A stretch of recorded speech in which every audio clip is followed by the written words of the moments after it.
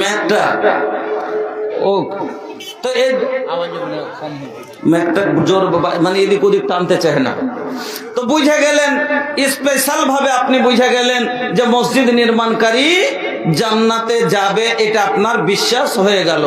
এবার আপনাকে আমি বলতে চাই ভাইজান, সব জিনিসেরই একটাই লাস্টে কথা, জান্নাত কেন বলছে? যত আলিমেরা খুতবা দিচ্ছে, জুমাতে বলছে, নেকি করতে বলছে, সব নেকি।